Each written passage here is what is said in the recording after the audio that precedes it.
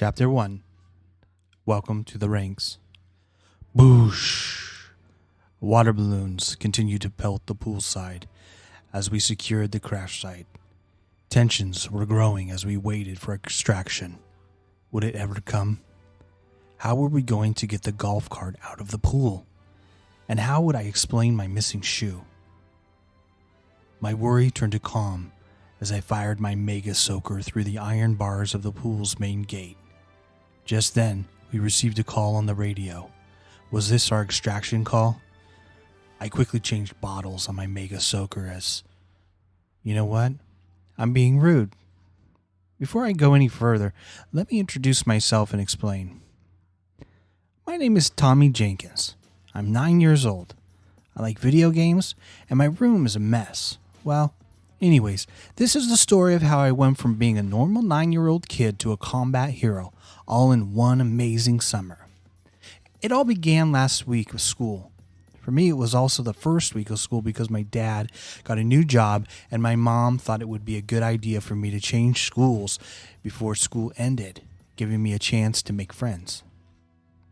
I thought it was a stupid idea, and I was right. I missed the end-of-year party at my old school in Kansas with all my friends. On my new school parties here in Great Falls, Texas, I sat in a corner with teacher, Miss Granger. And to make things worse, my mom sent me to the party with cornbread muffins. Seriously? Who takes cornbread muffins to a school party? Everyone else brings chips, cupcakes, mini ice creams, but Tommy Jenkins brings cornbread. Anyways, I'm getting off track. On the last afternoon of school, as we were waiting for the bell, I was surprised to see that everyone was calm. They almost looked disappointed that school was ending. At my old school, kids would have been jumping for joy that summer had arrived. What I didn't know, but soon found out, was that the students at Great Falls Elementary didn't get excited about summer break because they knew of the trouble ahead. The bell rang, and we all went to the bus to head for home. When the bus dropped us off, everyone stayed at the corner and began gathering into a circular formation. Normally, we all just went home, but today was different, much different. My next-door neighbor, Milton Fickerbum, grabbed me by the arm and said, "Tommy, you better come with us. You're part of the Birch team now." Milton was a skinny, nerdy type. He was 10 years old with red hair and pale skin, and he loved root beer. So far, he was the only kid I really talked to that much. I gave Milton a puzzled look, wondering what was Birch team. As I followed him, we were met by Adam Simmons and Katie Harper. Katie was also 10, and one tough cookie. She had beautiful long blonde hair, and I was always nervous around her. She lived a few doors down from Milton and me on Birch Street. Adam also lived on Birch Street, but a little further down from Katie. He was 11 and tall, athletic type, also kind of a tough guy.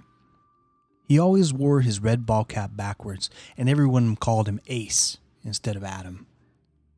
Now, Adam was tough, but nothing compared to Brody Johnson. Brody was a towering 12-year-old. Brody stood near the stop sign at the bus stop, and everyone was gathered around him. We all listened intently as Brody spoke.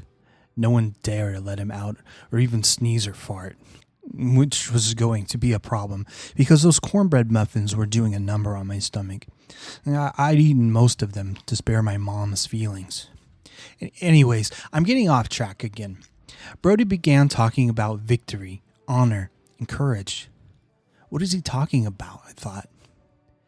Then Brody started giving out assignments. It appeared that every street in the neighborhood was some sort of team. "First things first," said Brody. "We must establish our communication lines." Everyone replied to him as if they were cheering at a football game. "Stay dry," they shouted. Kids began to scatter in all directions, frantically trying to complete their team's task, as if the world was going to end tomorrow. Milton handed me some plastic cups and yarn. "Hurry up, let's go," he said. Katie, Milton, and I ran behind Ace as he hurried as though the neighborhood to the edge of Pleasanton Park. For some reason, everyone called this park the Zone. Our neighborhood was Sunset Village Estates. It was right next to Pleasanton Park. On the other side of the park was another neighborhood, Timber Village. I don't know much about Timber Village, but all the kids in Sunset Village call them the Wolves, as in timber wolves, or they simply call them the enemy. Ace told me to keep a lookout for any wolves. I was not sure what a timber wolf looked like, other than perhaps an actual wolf, but I would do my best. As Ace began driving a wooden stake into the ground with a hammer he borrowed from his dad's tool shed, I noticed several other kids working as a team doing the same thing, but in different parts of the park. They all worked with a sense of urgency. I then realized that the kid in Sunset Village, the Sons, were at war with the kids in Timber Village, the Wolves. We worked quickly to secure our wooden stake and connect a plastic cup to it with a hook. Katie poked a hole in the bottom of the cup and ran a yarn through the hole and tied it off. Katie and Milton, run the line back to the command center and tell Brody that line Bravo is set, Ace told them. Tommy, you stay here with me and wait for a comm check from Milton. I soon learned that comm check meant communications check, and that Ace and I were going to wait for Milton to call us on a cup phone to make sure that the communication line worked. As we sat at the edge of the zone, casually looking out for wolves, Ace began telling me about what was going on. This will be my 4th summer at war with the wolves, Ace said. How long has the war been going? I asked. Nobody really knows. Most kids say it started years ago when Billy Bakery was giving out free cookies to kids in the park. A group of wolves started throwing water balloons and squirting kids with water guns until they left. The wolves took all the cookies for themselves, and we've been at war ever since, said Ace. Those kids in Timber Village are no different than you or me. They weren't even born when the fighting broke out, but they are trained to be mean and to take what's not theirs, and to bully kids too young to defend themselves. Sons believe someone or something is twisted in the minds of the wolves, making them think their actions are good, he continued. Ace understood our conflict to be more than just bullies versus good guys. Just then, we heard a much muffled Milton say, Birch, comm check, over. Milton, this is Ace. You are muffled, tighten up your line, Ace replied. Seconds later, we heard a clearing Milton say, How about now, Ace? Loud and clear, Milton, good job, said Ace. There were 4 communications lines in all, working at the edge of the zone, Alpha, Bravo, Charlie, and Delta. I looked around, and all 4 teams were finished. We heard a call come over the line from Brody. All comm lines secure. Return to command center. Birch team copies, Ace replied. The command center was in Brody's garage. He lived alone with his aunt, and the garage had plenty of room for the center. This is where Brody spent most of his time, and when all teams would receive their daily assignments. Ace and I began picking up to leave. He had stuffed his backpack with a hammer and wooden stakes, but he also packed a pump-style water squirter and 4 pump water balloons, wrapped in a small towel so they wouldn't break. It looked like most of the teams in the zone had packed a similar load. As we turned to walk off, we heard a voice yelling from Avery team. Avery Hills was a street in Sunset Village, and this team had been setting up the Alpha line on our immediate left. Raiders! Avery team yelled. We turned and saw 2 wolves pedaling their bikes directly towards Avery team. They're toast! Ace screamed. Ace quickly grabbed the cup from Bravo line. Thunderhead, this is Birch team. Call for rain, over. Go ahead, the Rainmakers replied. Ace quickly responded. Raiders in open, advancing on Avery team. I need immediate fire support. Ace looked at me and said, How far are those raiders from the green slide? Looks like 50 feet, I said. Ah, no, Tommy. How many bus lengths? School buses, he snapped. Oh, about 2, I quickly guessed. Thunderhead, target is 2 buses left of side 2, Ace called over the line. Roger. 2 bus left of the slide 2. Thunderhead ready, the Rainmakers replied. By this time, bike riders had engaged Avery team. There were streams of water being frantically exchanged. Avery team threw a few balloons, but they were out of range. The team was in trouble and quickly running low on water. If they were outrun by the bike riders, the Alpha comm line would be destroyed. Ace got back on the line and shouted, Make it rain! I heard nothing else. But seconds later, a cloud of colored water balloons appeared from within the neighborhood. Balloons began spattering the ground in front of Avery team's position. As the balloons randomly fell from the sky, each one hit the ground closer and closer in front of advancing bike riders. The riders quickly hit their brakes, trying to avoid balloons. The only sound to be heard was the squish and splash of balloons making contact with the pavement below. Several balloons hit the riders in the process, soaking them from head to toe. One rider was even knocked from his bike for a split second. The Wolves' bikes slung mud everywhere as they rode away on the soaked earth, following Ace's rain attack. Good job, Tommy, said Ace. Let's head back to Command Center and you can get checked in, he added. When we arrived back at the Command Center, several kids were working in Brody's garage. There were desks made from boxes and lawn chairs. On the walls were hand-drawn maps of the neighborhood with red scribble marks all over them. Everything displayed seemed to be focused on the zone. A desk had several cups with strings attached to them. Each cup was labeled.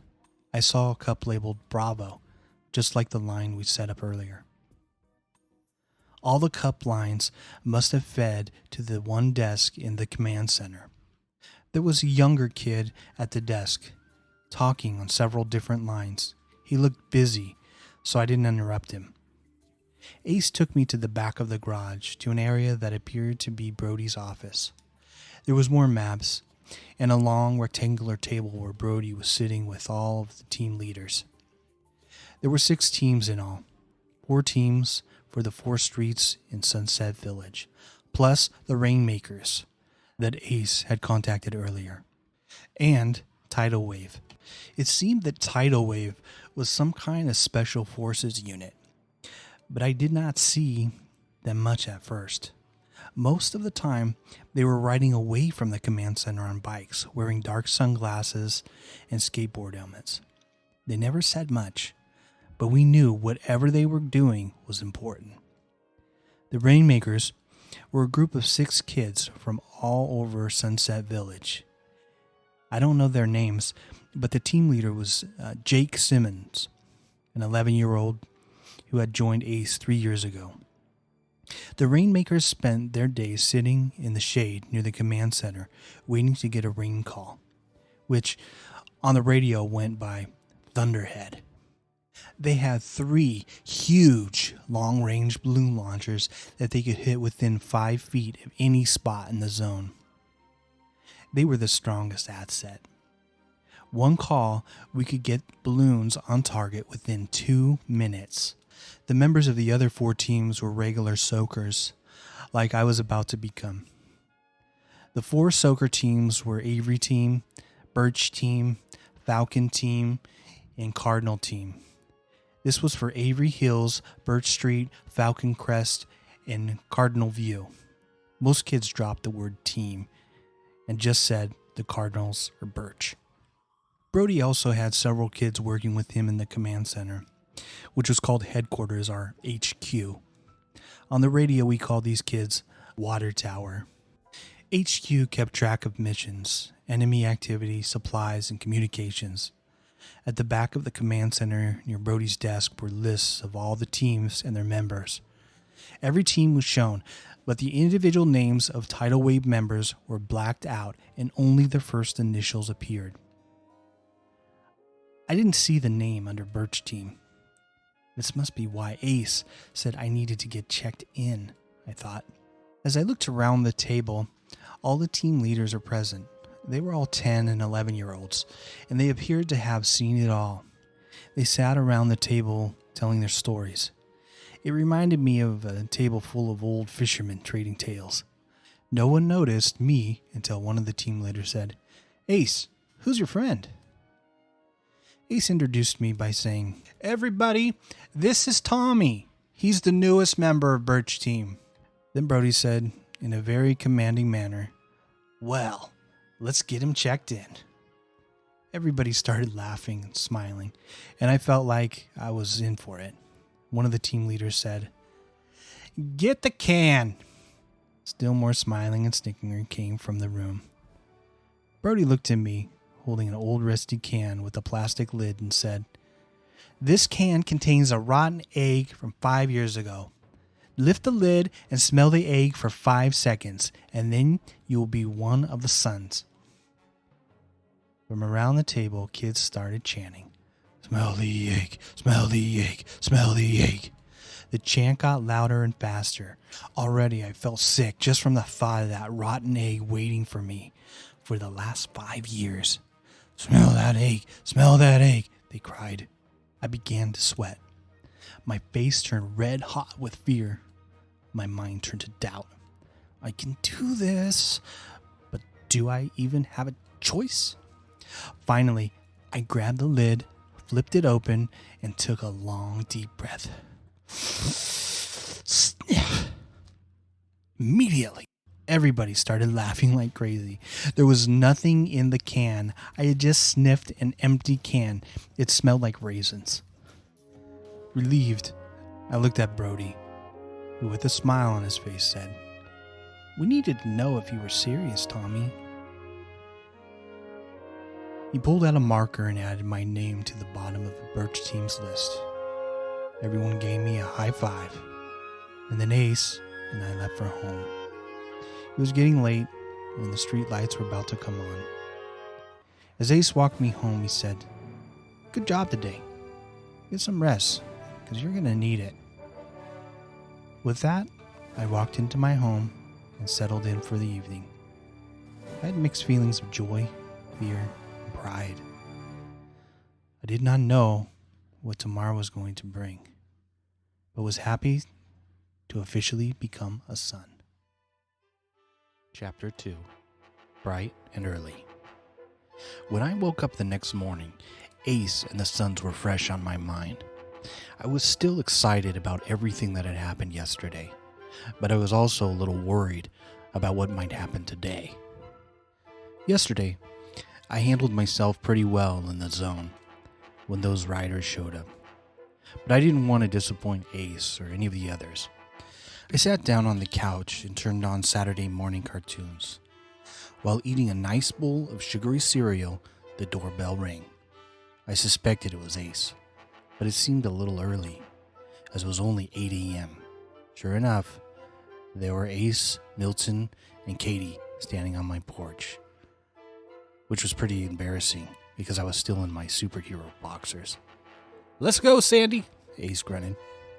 I soon learned that Sandy was what the new Sons were called, mainly because sand is dry, and anyone who spent much time in the zone, well, is not dry. Being a Sandy just meant I had not earned my stripes yet, but it wouldn't be long. After quickly changing, I grabbed the backpack that Ace had told me to pack. It should have been an ordinary, quiet morning, but the Sons were everywhere, running frantically towards the zone. "Let's head to the command center for a quick sit rep and fill up on water," Ace told us. A sit rep was short for a situation report.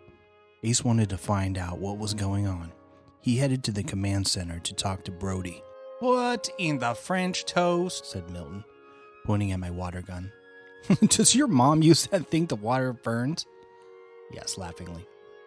I had brought the only water gun I owned, a bright green water pistol from the grocery store, which was shaped like an alien space gun.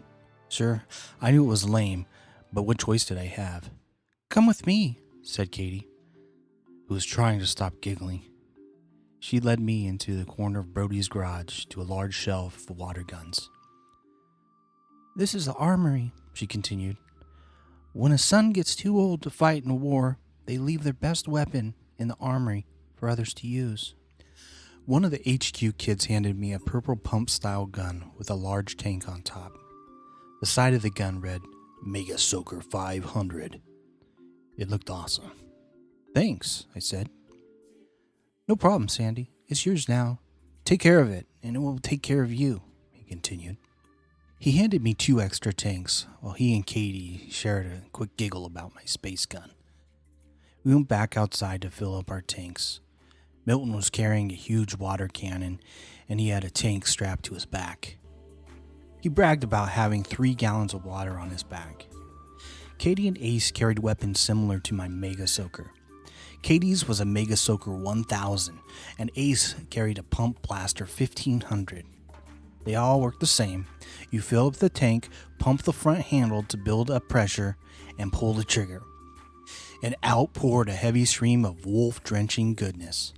"Listen up," Ace barked. "This is what we got." Ace gave us the briefing. This morning, Tidal Wave was running a patrol deep in the zone near wolf-controlled side.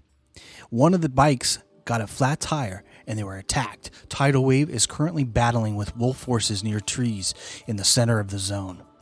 Immediately, we started running towards the zone, while Ace filled us in. "Once we hit the zone, Birch Team will reinforce Tidal Wave's right side," he huffed. When we hit the zone, it was nothing like I could have imagined. I thought it would be a fun little water fight, but I was wrong. It was a mud bath. Teams were scattered all over the zone. Tidal Wave, along with the Cardinals, the Sun's biggest team, had set up a front line near the trees, just like Ace had described. Kids from HQ were shuffling injured kids from the front line into wagons and then back to the command center. A couple of kids had taken direct hits in the face, and another got mud in his ear. Katie said they'd be fine. Avery team was on the comm lines we had set up yesterday, calling in rain missions to the Rainmakers. The sky above our head was full of water balloons buzzing past and splashing the earth beyond the trees. I began to understand how everything worked as the water bombs hit the ground. As the water bombs hit the ground, they kept the wolves from moving any closer to Tidal Wave or the tree line. This allowed us to move towards the front line without much trouble. We would then cover Tidal Wave so they could escape.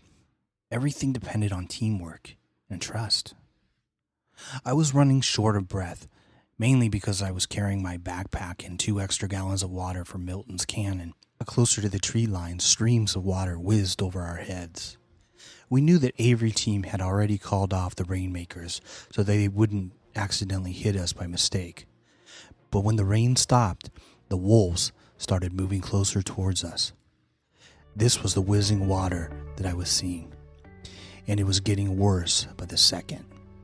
Pretty soon, the front lines looked like a spiderweb of water streaming back and forth. "We gotta move up," Ace screamed. "Milton, Tommy, lay down some cover fire. Katie, you're with me. Let's move," he shouted. Milton shouldered his massive water cannon and fired a thick stream of water in the direction of the wolves. At the same time, Katie and Ace ran closer to the tree line. I stood up, thinking that I should help out, but as soon as I did, a stinging stream of icy cold water splattered my chest and knocked me to the ground. "I'm hit!" I screamed. Ace glanced back as Milton grabbed me. "Get up! You're fine," said Milton, while he dabbed my face dry with a small towel he kept on his belt. Then he looked at me and said, "Welcome to the zone, Tommy. Now let's go." Milton began running towards Ace and Katie, who were now in the tree lines next to Tidal Wave. They were firing water fiercely as wolves got closer to the trees. "Milton, give me the gun up here now," yelled Ace. Kids were yelling and running everywhere. The ground was full of mud from countless streams of water being pumped between sides. The trees we were using as cover seemed to be raining, as hand-thrown water balloons spattered the branches above us. I looked to my left, almost dazed, as I watched Tidal Wave battle to repel the wolves. Tidal Wave was definitely special. There were only 3 members, 2 boys, and 1 tough-looking girl. One Tidal Wave team member's bike was down, and the other 2 bikes were resting on kickstands. Tidal Wave had managed to fight off 15 wolves for nearly 20 minutes until the Cardinals arrived to help. Each Tidal Wave member carried a main soaker and a pistol on their belt. One boy had the slingshot-looking device that he could launch water balloons with the force of a rocket. All of them wore sunglasses and headset radios. They looked awesome, and they fought with confidence. I snapped my 2 senses after being startled by the thud of water balloons slamming the trees. Ace was yelling something, but I could barely hear him with the chaos all around me. Everyone was damp from the constant stream of water flying overhead. We were all laying flat on the ground, spread out in a line. I heard Ace get on the radio and call to Brody. "Birch team is set." Then I noticed the Tidal Wave was packing up and leaving. They had loaded up a broken bike on a wagon and were headed out of the zone, back towards the neighborhood. The streams of water zooming overhead had now seemed to die down. The wolves in front of us looked confused or distracted by the Cardinals moving to their left and began driving the wolves away. The Cardinal team leader was yelling, "Soak through! Soak through!" As the Cardinals ran off in front of us, Ace told us to hold our fire. He didn't want us to douse any of the Cardinals now in front of our position. The wolves were getting drenched and quickly began to retreat out of the zone. Once the zone was clear of all the wolves, everyone started packing up.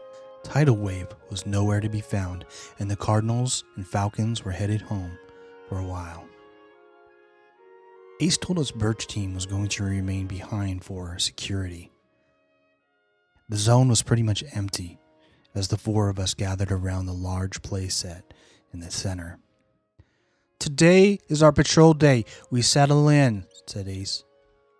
I sat down and pretended to relax, but I was far from comfortable.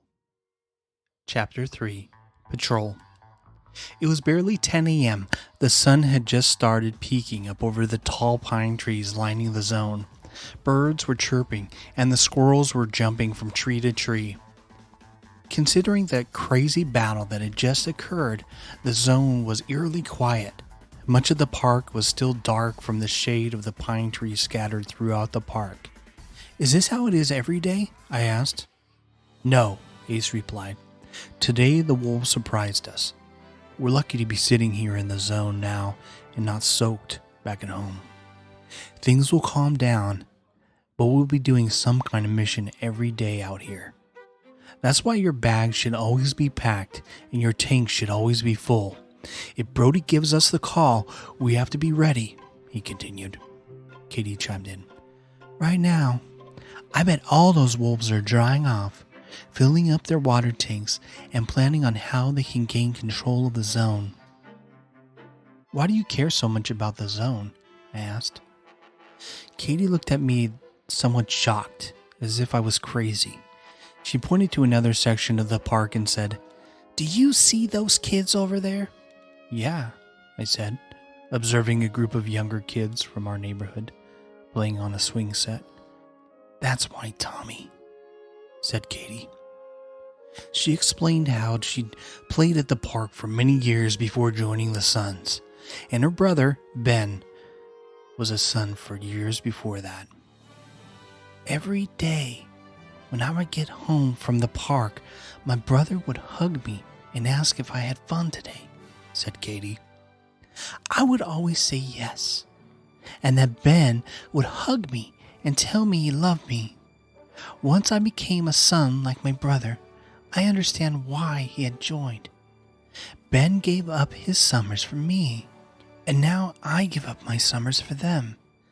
She motioned towards the younger kids at the park. "You have to find a reason to be out there, Tommy," said Katie. As she was talking, I stared at the kids in the swing set. I hadn't noticed her at first, but soon realized that my sister Susie was with a few other little girls playing at the park. If we hadn't been out here, Susie and her new friends could have been in big trouble. It was then I found my reason, as Katie had advised. The zone remained quiet while my sister and her friends played. "Milton, you and Tommy patrol the perimeter and get a comm check with HQ on the Bravo line," said Ace, as he handed me a walkie-talkie. Ace had his own walkie-talkie, but when a team was on security, they were given an extra one for patrolling. We jumped up, and I followed Milton on a long walk around the park. We were supposed to be showing a presence in the zone, in case the wolves got any big ideas. Milton said we'd be patrolling a lot this summer. We patrolled throughout the day until the sun began to set behind the tall trees of a pleasant park. Many young kids from all different neighborhoods had come and enjoyed the park that day. It was as if they didn't know we were at war. We packed up to head back to the command center and then home for the night. As we entered the border of Sunset Village, I noticed the Tidal Wave members were riding their bikes towards the zone in full kit. Ace says the kit is all your gear: water guns, balloons, towels, etc. I asked Ace where they were headed. "Don't ask," he replied with a chuckle. "Those guys are always into some next level stuff." The next few days seemed to run together. We were either on patrol or reinforcing other units in the zone. By now, I'd seen my share of scuffles with the wolves, and I was becoming more accurate with my Mega Soaker every day. I'd even called in my first rain mission using the Alpha comm line. We were reinforcing the Cardinals. At one point, Ace and Katie had been pinned down behind the slide of the western playset. Milton covered me while I called Thunderhead, and he even stopped calling me Sandy, although Ace still did. Milton told me to just get through my first summer, and then I'd be good. Chapter 4. The Drop. As Milton and I were making our usual laps around the park, we saw two boys talking near the bathrooms of the pavilion.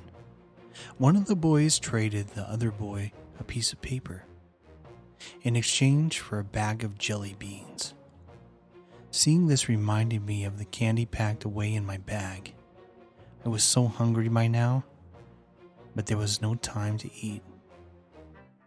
"I don't recognize that boy on the left," said Milton, "but that one on the right is definitely a wolf," he continued. "Call it in," Milton ordered. I quickly grabbed the walkie-talkie. "Ace, this is Tommy, over." "Go ahead, Tommy," Ace replied. I explained to him what we were seeing. "Stop them," Ace ordered. "We need to get that paper," he added. Milton and I began running towards the bathrooms while trying to stay hidden by the trees.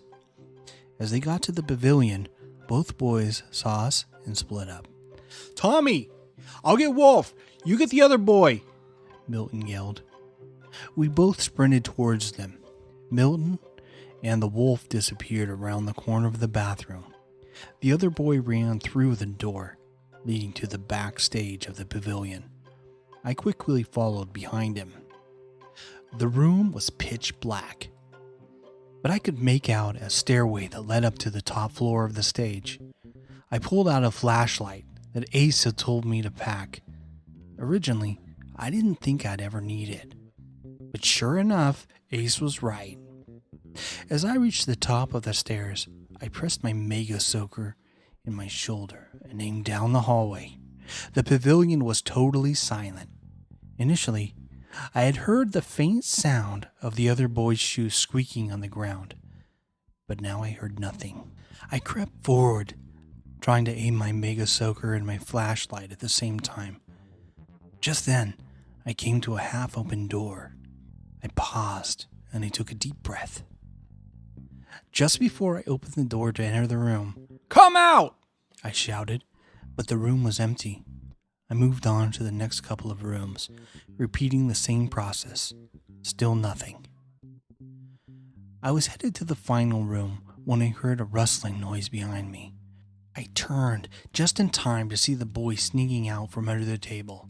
"Hold it!" I shouted. The frightened boy turned and looked at me. He quickly pulled out a small water pistol and fired in my direction. Without thinking, I squeezed the trigger of my Mega Soaker 500 and released a drenching burst of water right into his chest. The boy dropped his pistol and fell onto the ground. "Don't move," I told the boy. About that time, Milton came running up the stairs. Tommy, are you good?" Milton asked from down the dark hallway. "I'm fine. I'm down here. I've got another kid," he replied. Milton quickly joined me from down the hall. "Where's the wolf?" I asked. "Got away. He had a bike parked behind the restrooms and I couldn't catch him," said Milton. We helped the kid to his feet and Milton offered him a towel. "What's your name?" said Milton. "Teddy," the boy replied. "Well, Teddy, I've got some people who want to talk to you," Milton continued. Just then, Ace, Brody, and the tough girl from Tidal Wave walked up the stairs and met us in the hallway. Katie came in shortly behind them. Ace had called Water Tower, and Brody wanted to talk to Teddy. Brody called the girl from Tidal Wave. "Take Teddy and see what you can get," he said. Brody gestured towards one of the rooms I had cleared earlier. "Ace, you want to give me a hand?" said M. She spoke as if she and Ace had known each other for a while. Ace eagerly agreed, and the two of them went to question Teddy about what he knew. While they quizzed him, Brody briefed us about what was going on. He informed us that the battle last Saturday morning had begun after Tidal Wave came in contact with wolves in the zone. Of course, that part we already knew. However, he continued to say that Tidal Wave had been in the zone to intercept the meeting between Teddy and the wolves. The meeting was supposed to occur that morning, but when Tidal Wave showed up, the meeting never happened. Brody also explained that Teddy belonged to another group from a neighborhood down the road called Bear Creek. They were known as Bears and had their own battles to fight with a different group. Brody went on to say that bears were usually friendly to the Suns, and so we needed to determine why Teddy would be working with the wolves. Just then the door opened up as Ace, M, and Teddy all walked out. "Thanks, Teddy. We'll be seeing you soon," said M. She handed Teddy a bag of jelly beans and Brody returned his pistol and sent him on his way. "What did he say, M? What do you get?" Brody asked. "Let's head back to Control Central and I'll explain on the way," she replied. As we all hiked back to Command Central, we passed Falcon Team entering the zone. They were taking over the watch. The zone had to be guarded continually. M and Ace described what Teddy had told them. According to Teddy, today's meeting was about the bears selling weapons to the wolves. Teddy had given them the details of the next drop. The bears and the wolves were going to meet in 2 days at the edge of Crossman Field, located on the east side of the zone near Johnson Community Pool. The bears were giving the wolves 5 Pumpmaster 1200s in exchange for 6 boxes of chocolate cream cupcakes and 10 passes to Johnson's Community Pool. Candy and pool passes were the money of the zone. Brody was furious. "How could the bears be selling weapons to the wolves?" he asked. "We gave those weapons 2 years ago when they were having problems of their own." "I don't know, but if we don't stop the drop, we're going to be in trouble," said M. "Our sources have told us that the wolves are very close to setting up a water bomb team like the Rainmakers. They can't get those launchers." Brody had a lot on his mind, though he knew the conversation needed to be private. "M, tell Commander Caleb to meet me in the office as soon as possible," said Brody. as he gave the rest of us a short thanks and waved goodbye. We continued to Command Center to chat for a minute, and then went home. As I was leaving, I told Katie, "See you tomorrow." "No, Tommy. Tomorrow is Sunday, remember?" "Be ready on Monday," she said. "You're right. I forgot," I replied. "Oh, and Tommy," Katie said, as I looked back towards her, "good job out there today." I turned away and headed home, hoping Katie didn't see me blushing and smiling from her compliment. I was exhausted from the day, but excited about everything that had happened, and I was relieved that I would get a break tomorrow. Chapter 5, Training Day. Both Sunday and the next week flew by. We made several security patrols in the zone and completed a couple of escort missions where we took a group of younger kids to the far edge of the zone, closer to the wolf side. There was a merry-go-round and a twisty slide, so the sons agreed to escort kids there twice a week, once in the morning and twice in the afternoon. We didn't see much action that week. We ran off a couple of wolves, making trouble near the pavilion on Wednesday afternoon, and every team got into a small battle on Thursday morning while the other were on patrol. It got kinda hairy for a while. Tidal Wave was even called in for help, and Avery team called a few missions to the Rainmakers. Avery's team leader went down, and HQ had to haul him out in a wagon, but he's fine now. Other than that, the zone was nothing like it had been that previous Saturday morning. I was able to enjoy yet another Sunday off. After church, I tried to relax a little and prep my kit. It had 2 extra tanks for my Mega Blaster, a flashlight, 3 water balloons gently wrapped in an old t-shirt so they wouldn't burst, and of course, some snacks. Guys gotta eat, you know? I also had a pair of sunglasses and a small towel that had been borrowed from the downstairs bathroom. After giving my kit one last look, it was time for bed. The next morning, I was surprised that there was no big attack or battle to fight, so I ate breakfast and headed out to find Ace and the rest of Birch team. They had all just arrived at the command center. Brody was talking to Ace in his office, along with a couple of members of Tidal Wave, but I didn't see M. One of the HQ kids was talking to someone on the comm line. I looked at the patrol board, which was a laminated map of the zone. Brody and the other HQ kids would use markers on the maps to track activity. I noticed on the patrol board that Falcon team was out doing security. I figured Birch team must be next. Ace shook Brody's hand and walked out to meet everyone. "Are we headed out for patrol?" I asked. "Not today," Ace said with a grin. "We have other plans. We have been selected to go with Tidal Wave on Friday night to intercept a weapons drop," Ace continued. "Today, we are going to the practice field to train with Tidal Wave for the mission. This is a big opportunity for Birch, and I need everybody focused," he said. We all shook our heads in agreement. We began walking back to the neighborhood, away from the zone. The practice field was just that, a field behind the last block of houses, and is used to practice tactics. As we walked to the practice field, I started feeling the pressure of this mission. It sounded important, not just to the Sons, but to Ace as well. I didn't want to disappoint him, but I couldn't help doubt myself. After all, I just joined the Sons 2 weeks ago.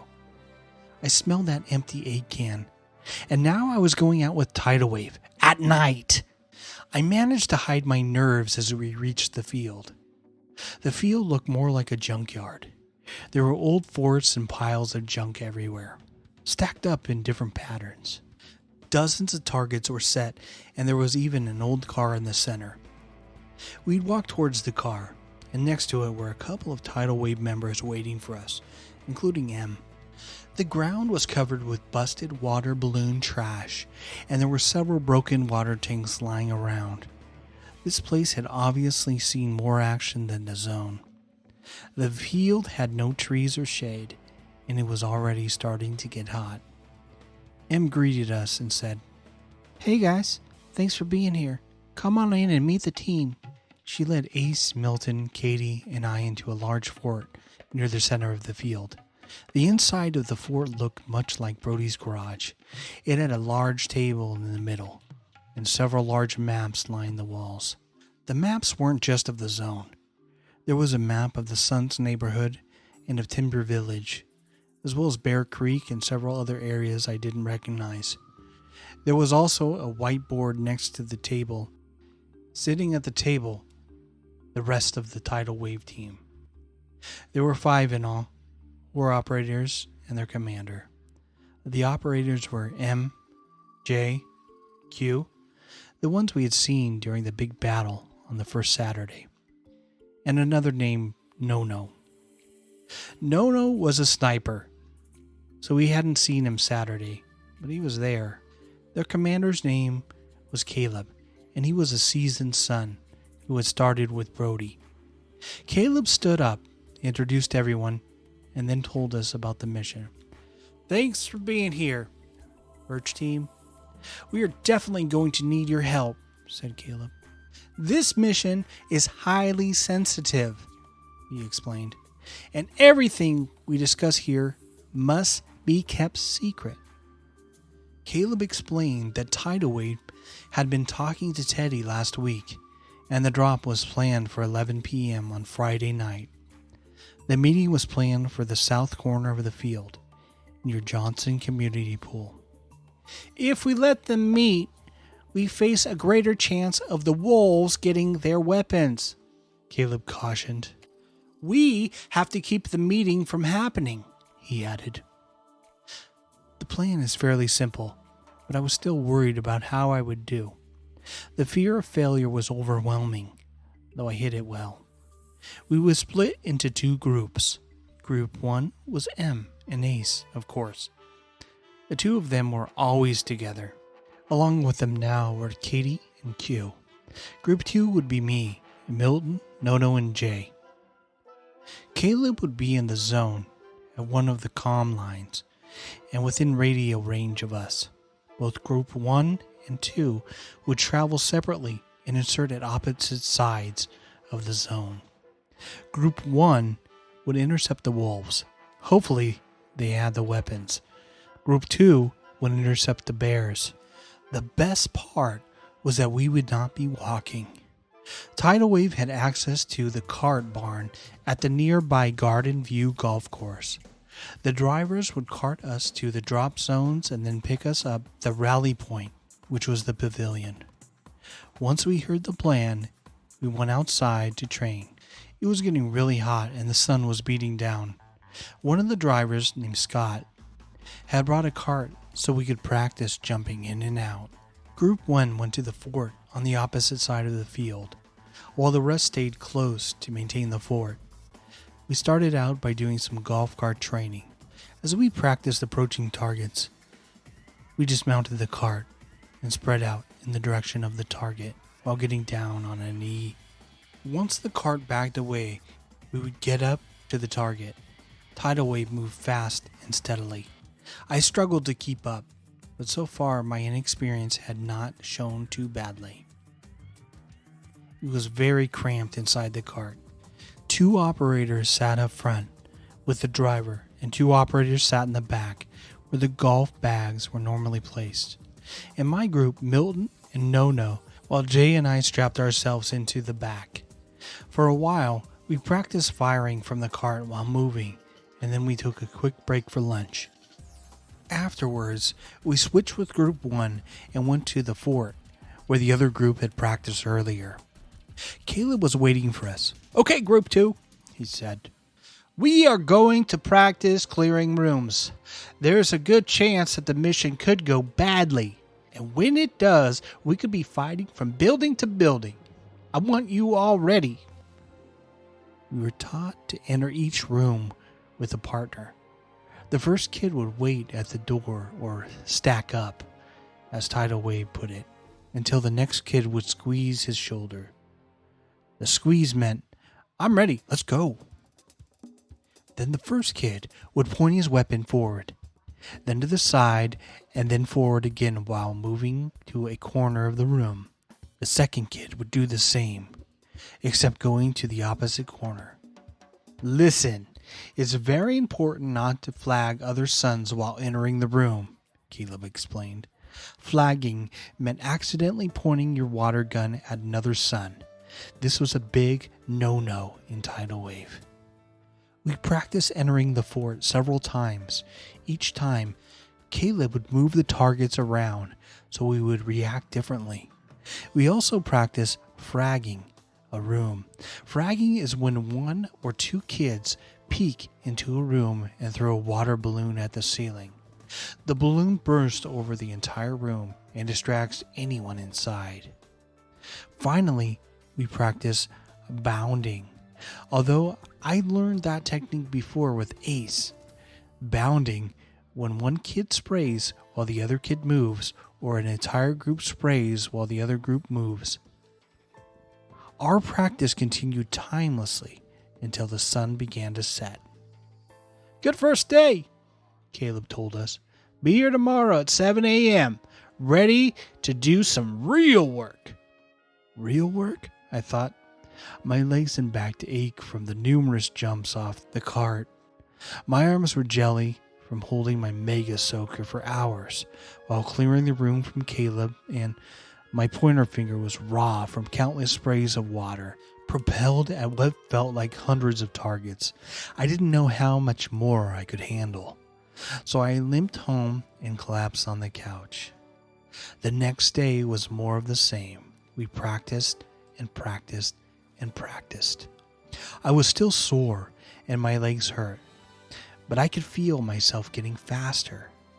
Clearing rooms became more natural to me, and I didn't even seem to notice how cramped the cart was. My confidence was high, and I was feeling great. Caleb told Ace to have us ready on Friday evening at Tidal Wave's Fort. This is really gonna happen, I thought as we walked back home without saying a word. Chapter 6. Pre-game jitters. Friday night came quicker than anyone could have imagined. We were sitting in Tidal Wave's fort along with Brody and Caleb, waiting for the drivers to arrive with the carts. We had lied to our parents in order to leave. I told my parents that I was staying with Milton, and Milton told his parents he was staying with me. Everyone else did something similar.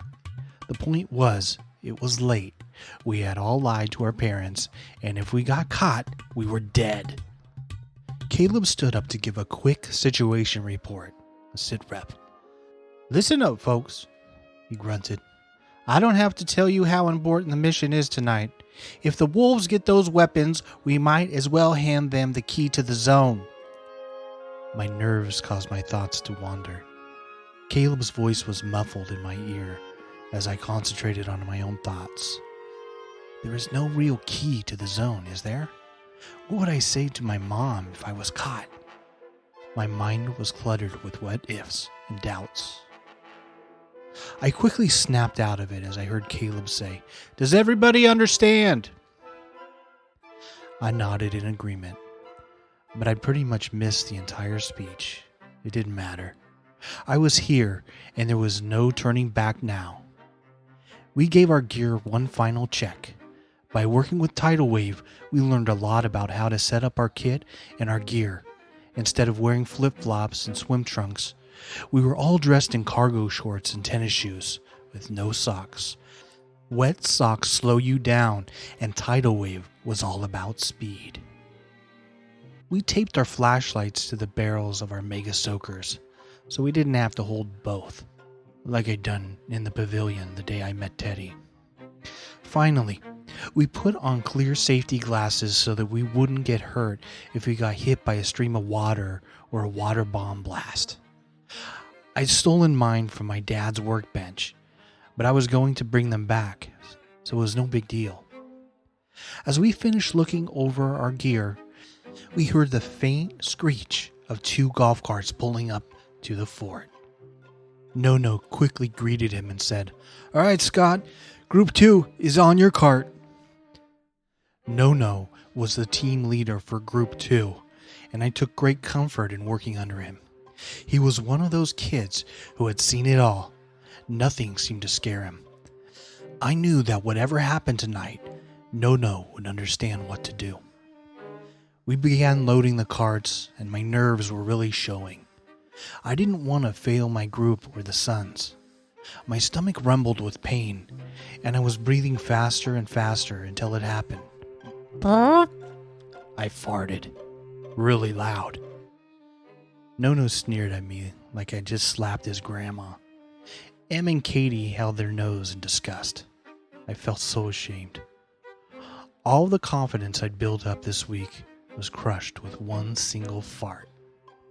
Jay looked over and said, "Oh no, boys, farting before a mission is a bad sign." "Definitely a bad sign," said Q. "All right, guys, we got a job to do," said Caleb. "We are trained to deal with whatever's thrown at us or farted at us," he added with a chuckle. We each jumped on our assigned cart and took off. We drove down a dark path through the woods, while Caleb and Brody headed back to the zone on their bikes in order to monitor the mission with their radios. As we rode to the landing zone, or LZ as Tidal Wave called it, my eyes started to tear up from the wind hitting the cart.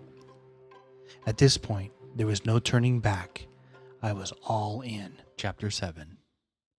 Game on. 2 minutes, said Scott, while holding up 2 fingers. No and Milton confirmed. 2 minutes. This meant we were 2 minutes away from the landing zone. "Water Tower, this is Group 2. We are 2 minutes away from target area," No called over his radio. "Roger, Group 2. Be careful out there," Caleb replied. No and Jay started pumping their mega soakers. Milton and I followed their lead. We watched Group 1 disappear into the darkness as they split off towards their targets. The sky was dark, with only a few stars lighting our path, and the air was cold. My safety glasses had begun to fog up on the edges. Suddenly, I heard a sound whoosh. "Balloon!" No shouted. A water balloon had slammed into the side of our cart. I wiped my face with my towel, but again, I heard more launchers being fired. Water balloons started firing past our cart as Scott sped towards the target area. "Those are short-range launchers, probably from the tree line. Get ready. This is going to be a wet LZ, boys!" No yelled back to Jay and me. He was hardly fazed by the balloons flying past. Our cart was moving so fast that the green grass below was simply a blur. The wheels rattled violently. Every bump or rock we hit threw me from the cart. 30 seconds, Scott yelled, and boosh! Another water balloon struck the front of the cart, and water splattered us like a fire hose. And then another boosh! This time, a balloon hit Scott right in the face. "I can't see," he cried. No quickly grabbed the wheel. "We're coming in too fast. Hit the brakes," he yelled. "I can't. The brakes are wet," Scott yelled. "I got no brakes." We were now headed straight for Johnson's community pool, which is protected by a white wooden fence. "We're going in!" No yelled as the car broke through the pickets. And then we hit. Wham! Time stood still as the cart hurled into the pool. It felt like slow motion as a giant wall of water hit us like a freight train. The cart was floating halfway underwater, like a sinking ship. The round, fat tires were all that was keeping the cart from sinking to the bottom. Only the roof and seats were visible from the surface. I, however, had sunk all the way to the bottom. When I came to the surface, there was gear floating all around. Thankfully, everyone had survived the crash. and was now treading water and trying to gather their gear. I made it out of the pool with my mega soaker, an extra tank, and one shoe. My goggles were at the bottom of the pool. Suddenly, the sky lit up like the 4th of July. The wolves fired Roman candles overhead to light us up. Streams of water pelted the pool around us. "Swim to the side!" I snapped out of my dreamlike state as life became very fast-paced once again. We quickly swam to the side of the pool, near the new hole we just put in the fence. I looked back as more Roman candles exploded overhead. The pool water glistened with shades of blue, green, and red. Under any other circumstances, it would have been amazing. The bright lights of the fireworks above revealed what looked like dozens of shadowy figures pressing towards our position. Nona was treading water behind us, shooting sprays of water at the advancing forces. Scott and Jay barricaded the hole in the fence with pool chairs, while Milton and I climbed out of the water. Nono told Milton to aim his water cannon at the barricade and spray anything that moved. Jay grabbed me, and we started building another barricade in front of the bathrooms. Nono immediately took control of the situation. "Milton and Jay, cover the hole," he ordered. "Tommy, go watch the front gate," he continued. Nono and Scott held up in the entrance to the bathrooms behind the second barricade and tried to get one of the radios working. I crept over to the front gate. Most of Johnson's pool was protected by a brick wall, except the one side near Crossman Field, which contained the fence we had just destroyed on the other side of the main gate. My heart was pounding as I stared at the gate. I took cover by kneeling behind a small table located at the entrance, and I could hear Milton's water cannon firing rapidly. Jay was yelling something to Nono. Suddenly, my worst fears were realized as 3 kids approached the gate. They didn't see me behind the table, and I couldn't make out if they were wolves or bears, but I really didn't know the difference anyways. "Give me a boost," one of the kids said to another, and then one of them crouched down on a knee, while the other climbed up his back to the top of the gate. I aimed my mega soaker and quickly squeezed off the burst. "Ah!" the kid cried as he fell from the top of the gate to the ground below. I had sprayed him right in the face. His back made a thud as it struck the ground. The fall knocked the wind out of him. I spewed off a few more sprays in order to drive them away. Since we were only about 6 feet from each other, I knew I had hit him. The gate erupted with blasts of water bouncing off the iron bars. The kid on the ground was aching from his fall. "Let's get out of here," said one of them. 2 kids grabbed the injured boy and hauled him away. I fired a few more blasts, which quickly sent them packing. Just as they left, another group came running up behind them. I managed to run them off as well, but the kids kept coming, one after another. Milton and Jay faced the same trouble at the picket fence, except it was more of a constant attack. Scott was filling water bottles from the pool and handing them out to us as quickly as he could. "Filling!" I yelled as I changed out my last water tank. Scott slid me another that was full. I tossed him 2 empty water bottles and continued firing through the gate. The good thing about mega soakers is that every bottle fits every gun. At this point, I was currently using one of No-No's bottles, but it didn't matter. Water balloons were being hurled over the walls and launched at the barricade. A few balloons flew over the barricade just past my head and splashed on the wall next to me. "Filling!" I said once again as Scott slid me yet another full bottle. Milton was also changing tanks, and Jay was firing frantically to take up the slack. Nono was working with the radio as he looked up with a smile and said, "Radio is up," I heard him transmit. "The mission is soaked. We're held up at Johnson's pool. Everyone is safe, but the cart is underwater. We need immediate assistance." We continued to fight as Nono looked up from the radio. "Get comfy, boys. It's going to be a long night," he reported. Nono didn't have to say a word. His face said it all. Help wasn't coming, at least not for now, and it was definitely going to be a long night. Chapter 8, A Swing and a Miss. Meanwhile, 2 minutes, said M as she, Ace, Katie, and Q headed to their own LZ. Water Tower, this is Group 1. We are 2 minutes out from the LZ, M called over the radio.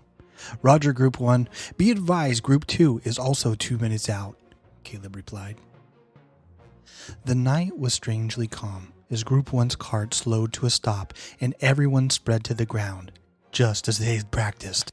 The driver slowly backed away and drove off towards Caleb and Brody. The air was cool and quiet. M motioned for everybody to stand up, and they began moving towards their target. Just as they began to move, they heard a loud crash coming from Group 2's target area. Water Tower, this is Group 1. We just heard a loud crash coming from Group 2's target area, M called over the radio. Roger, Group 1. We heard it too, but have not been able to contact them on the radio. Continue with your mission as planned, Caleb replied. As Group 1 continued to their target area, they could hear the faint sound of water balloon launchers being fired and kids yelling. I hope Group 2 is okay, said Katie. I'm sure they're fine, said M. Nono is a great operator. He can get them out of whatever they're in. Now come on, team. We have a mission of our own. Let's all stay focused, she continued. M was worried too, but couldn't let on to the rest of the group. After all, they had a job to do and any distractions would only hurt the team. Group 1 quickly descended on the restrooms next to the pavilion. M and Katie turned on the flashlights, located on the barrels of their mega soakers, and Ace and Q did the same. M and Katie went into the ladies' room while Ace and Q watched from outside. Clear, clear, clear, M and Katie called to each other as they moved throughout the large restroom. All clear. Now it's your turn, boys, said Katie as the girls emerged from the ladies' restroom. Ace took point as Q followed him into the men's room. The restrooms at the Pavilion Park were pretty large. There was an entry room that split into 2 areas, sinks on the left and toilets straight on the right. Clear, Ace muttered as he and Q entered the first room. Ace scanned the room with his flashlight, preparing to move to the sink area. The room had an eerie feeling. A single beam of moonlight shone through a small blurry window at the rear of the bathroom, illuminating the damp floor. Q squeezed Ace's shoulder and Ace quickly moved towards the sinks. Looking down the barrel of his rifle, he immediately saw 2 wolves. Psh, psh. Ace delivered 2 short bursts to his first wolf and 2 more to the next. Psh, psh. Q delivered 4 more identical shots. Tidal Wave was taught to shoot with bursts of water instead of steady streams because bursts are harder to dodge. Tidal Wave had long discovered that water streams resembled rope, and enemy targets could easily guess where a water stream was headed, but a water burst was more confusing and harder to avoid. The wolves fell to the ground and dropped their soakers. M, this is Q, requesting assistance in the sink area, he radioed. Roger, we're coming in, M replied. Sun's entering, Katie called out as they entered the room. M, cover the wolves while we clear the stall area, Q requested. He stacked up on the doorway leading to the stall room, and Ace stacked up behind him. Ace gave Q a quick squeeze, and the 2 of them cleared out the stalls. Clear, clear, clear, all clear, Q called. Water Tower, this is Group 1. We are all clear at the bathhouse. Over, M radioed to Caleb. Roger, Group 1. Be advised we have lost communication with Group 2. Stand by to relocate to their position, Caleb replied. Roger, said M as she turned towards the others. Okay, team. Group 2 may be in trouble. We are awaiting orders from Water Tower to reinforce their position. Let's get what we can from these 2. The 2 wolves were younger, and they looked scared. Where are the launchers? M asked. What launchers? The wolves replied. Don't play dumb with me, M yelled. Q pulled out his water pistol and pointed it towards their heads. The wolves were trembling at this point. Ace noticed that they were only about 7 or 8 years old. "Em," Ace said, "let me talk to them." She nodded at Q as he put his pistol up and stepped back. "Stand up, boys," Ace ordered them. The wolves quickly rose to their feet. "What's your names?" "Matt and Jimmy," they replied. "I'll tell you what, Matt and Jimmy. If you tell us what we need to know, we will get you home safely." They both agreed. The boys were young, scared, and cold, and they were ready to go home. Matt and Jimmy told Ace that the deal had already happened and that they were left behind as security in case we showed up. They also said that the launchers were being stored in Timber Village and that the wolves were planning a big attack on the 4th of July. "Thanks, boys," said Ace. "And I want you to tell your commander that no one showed up at the pavilion." Matt and Jimmy were each given a candy bar and sent home. M called Water Tower on the radio. "Water Tower, this is Group 1. We were too late. The launchers are gone." Chapter 9. Rescue Mission. Caleb's voice came back over the radio. "Listen, Group 1, I need you to push towards the soccer field and link up with Group 2. "Roger, Water Tower. Group 1, out," replied M. Group 1 immediately began their quiet run towards Group 2. "Ace, you take point. Katie, you got the rear," whispered M. Taking point meant that Ace was going to be at the front of the patrol. The point man was responsible for keeping the group on the right path and for looking out for wolves. Ace began a nice, quiet jog towards the soccer field. He was followed by M, then Q, and finally Katie at the end. As he was jogging, something caught his eye in the moonlight. Ace quickly jumped, barely missing it in time. He quickly turned to warn the others. "Tripwire!" But it was too late. M ran right into the tripwire and tumbled face first into the ground. Instantly, a large container of water fell from the trees above, landing only a few feet between Ace and M. Tears began running from her face. "My wrist," she said. I think it's sprained." Ace rushed to M's side, while Q and Katie watched carefully for wolves. The water trap had made a lot of noise, and the timber wolves were sure to be closing in fast. Ace quickly wrapped up M's wrist with his towel, and then helped her to a nearby tree to rest. He called Caleb on the radio to request a medical evacuation for M. "Tidal wave, this is Group 1. Our team leader is down. We need immediate med evac. Over." Caleb quickly replied with concern in his voice. "Roger, Group 1. We are on our way to your position." "Ace," he continued, "how is she?" "She's stable," Ace answered. "But we need to get her out of here. Look for our glow sticks in the trees east of the pavilion." Ace quickly snapped a blue glow stick, like the ones kids use on Halloween. Tidal Wave often used them at night to mark certain positions. Ace was careful not to give Caleb the color over the radio in case the wolves had been listening. "Heads up, fellas," said Ace. "Now that we have marked our position, the wolves are sure to show up." They soon began to hear the comforting sounds of the golf cart approaching. Caleb's voice came over the radio. "Group 1, this is Water Tower. We are on approach to your position. I see your blue glow stick. Over." Ace quickly responded, "That's us. Clear to land." Then he turned to Q and said, "Water Tower is coming in. Let's get M up and ready to move." Just as Ace finished his sentence, streams of water began to impact the trees. "Wolves to our north!" Q yelled. Katie and Q returned fire as Ace helped M to her feet. She was still in a lot of pain. Caleb and Brody stopped about 20 feet south of their position. Caleb met Ace, and they both helped M onto the golf cart.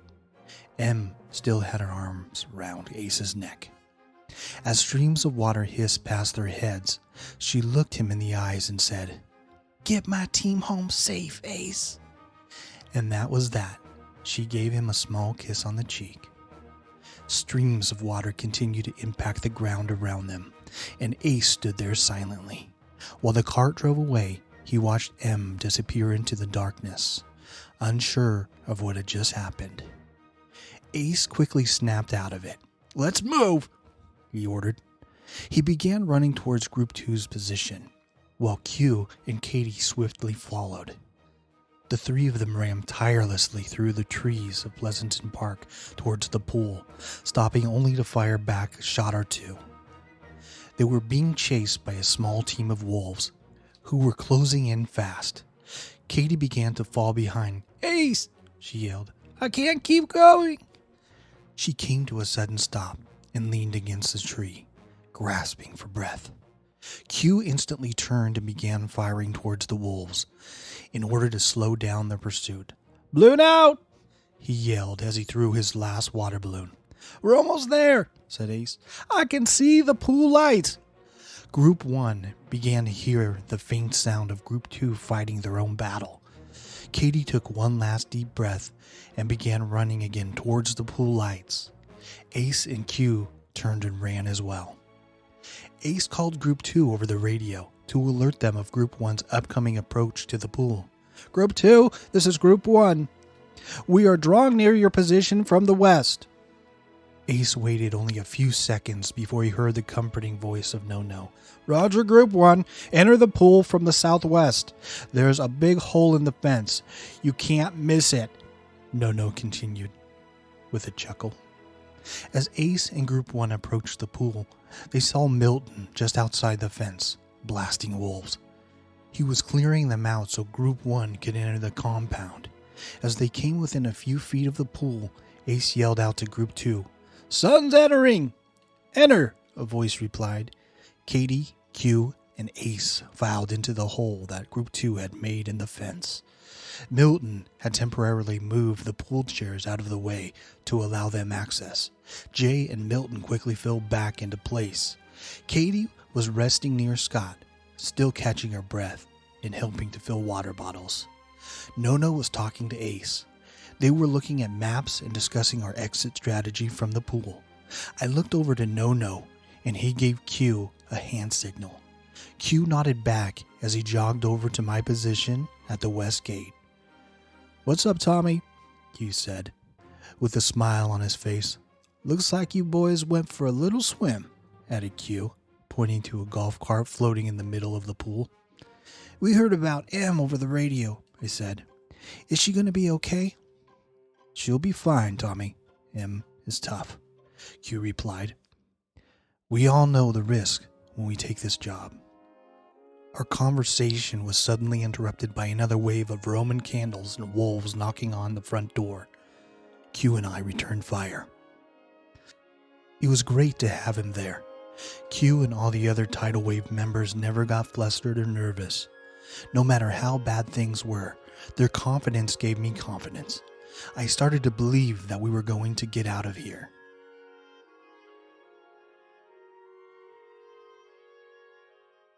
Chapter 10. The Escape.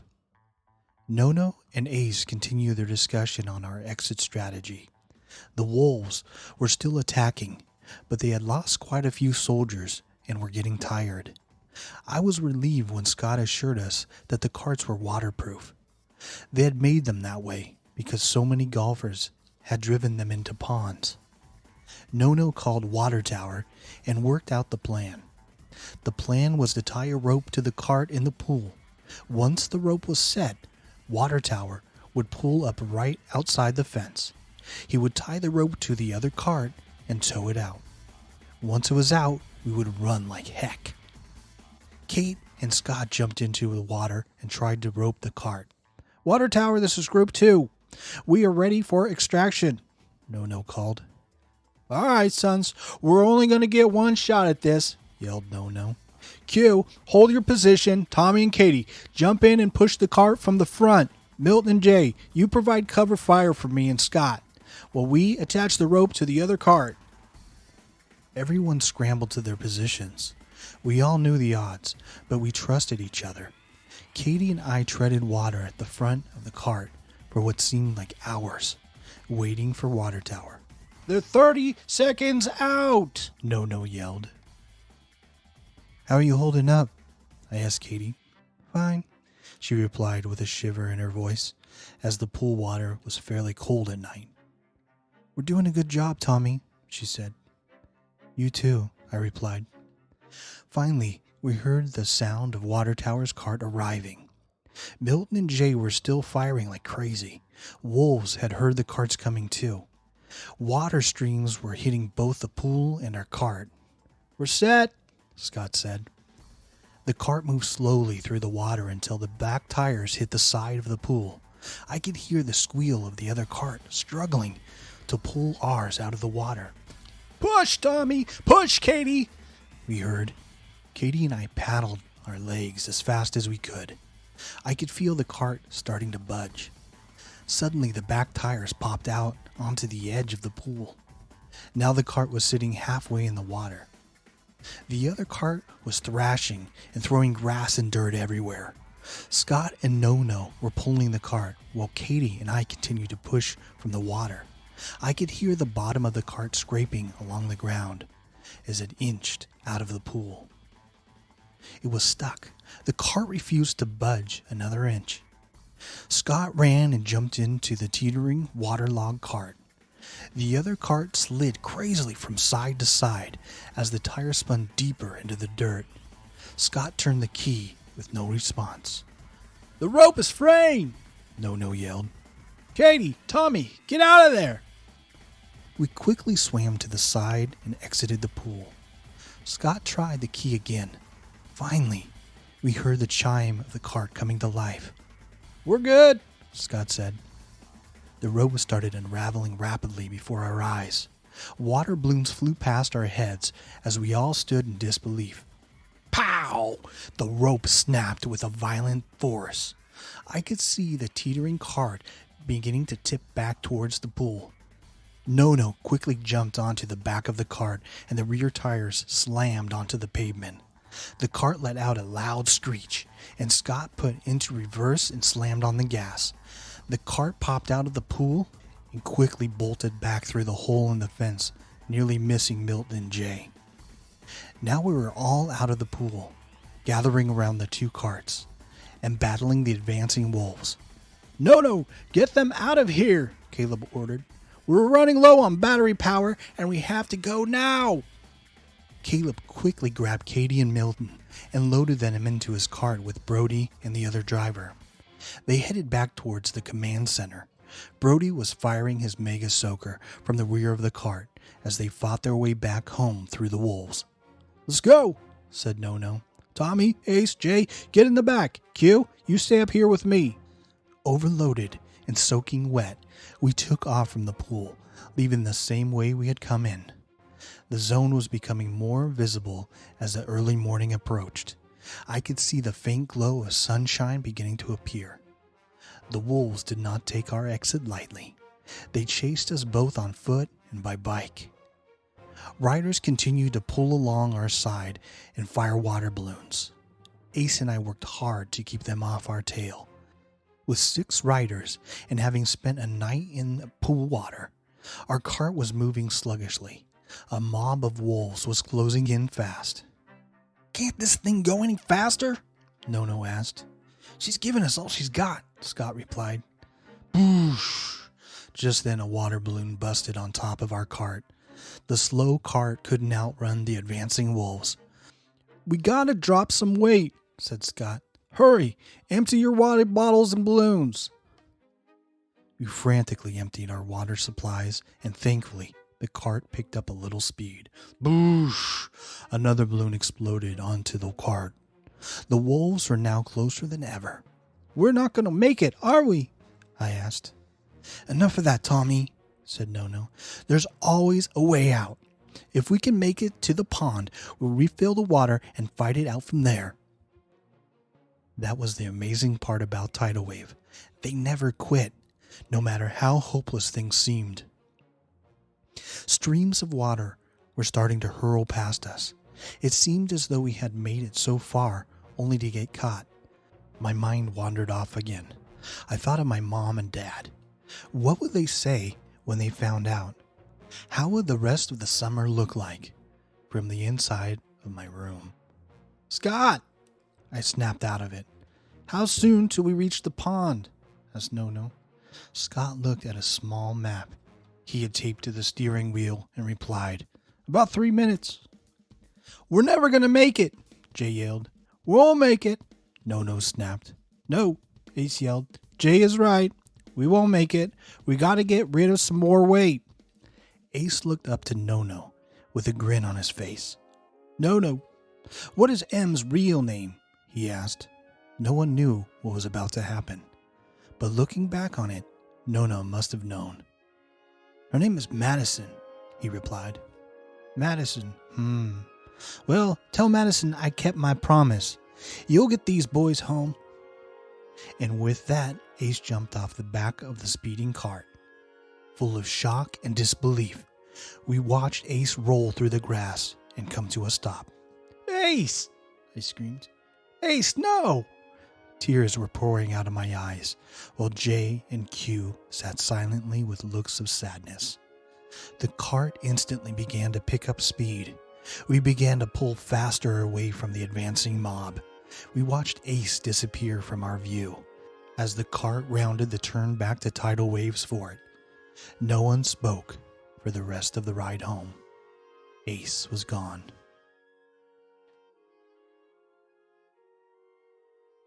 Chapter 11. The End. The sun continued to rise over the rooftops as we pulled up to Tidal Waves Fort. Nono jumped off the cart and told J and Q to dry off and fill up on water. Caleb walked over to our cart. "Tommy, you fought well tonight. You better get home with the rest of Birch Team before your parents find out where you've been. I'm sure there are going to be some questions about a hole in the pool's fence," he said with a slight grin, although he still wore the sadness of losing Ace on his face. Meanwhile, Nono and the rest of Tidal Wave were frantically gathering supplies and reloading the carts. Nono answered, "Ace is still out there, Tommy. Tidal Wave never leaves a man behind. We will bring him home." Caleb shook my hand and thanked me once more. As he began to walk away, he turned back to me and said, "Oh, and Tommy, we will be in touch with you real soon." And with that, Tidal Wave loaded up and drove away. They searched all day, but never found Ace. Grounded for life, we all assumed. A few days later, we had a ceremony to honor him. Ace was awarded the Medal of Water, which is the highest distinction ever given to a son. His 8-year-old sister, Jenny, accepted the award on his behalf. Katie was promoted to team leader, and Milton and I were given the Soaker Star for the night we spent defending the pool. All of it was nice, but it didn't change what had happened. Ace was gone, and the wolves now had the balloon launchers. After the ceremony, I went over to talk with Jenny. I told her how brave her brother was, and how much he had taught me. Katie walked up and interrupted. "Tommy, we gotta go. We're on patrol duty," she said. "I'm coming with you," Jenny snapped. Katie looked at me for a brief moment, and then we both nodded in agreement. "Okay, Jenny, you're always welcome with Birch," Katie replied. The three of us headed off to patrol Pleasanton Park. As we walked, my mind flooded with questions. Would we ever find the launchers? Would the zone ever be safe again? Was I even worth the sacrifice that Ace had made? A sense of calm came over me as I realized those questions didn't need to be answered. Ace would never have asked them.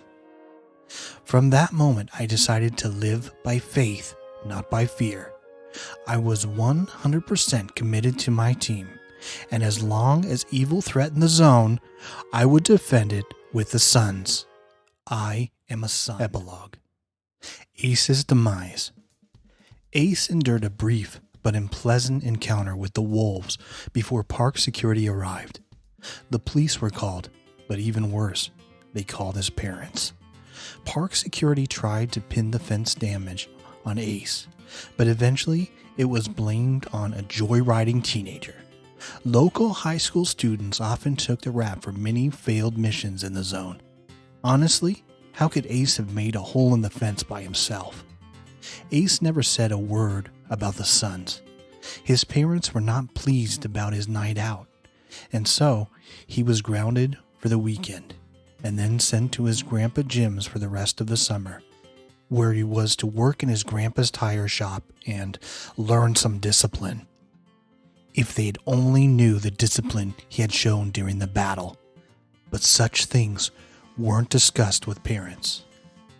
Nono and his team searched for days to find Ace and the launchers, but they never found either one. As for Birch team and the rest of the sons, they had to continue all summer without their stud, Ace Simmons, at the helm. The Wolves did get the launchers, and the Bears crossed a line with Brody. But don't worry, this story is far from over. Look for Tommy Jenkins, Tidal Wave Comin', the second book in this series.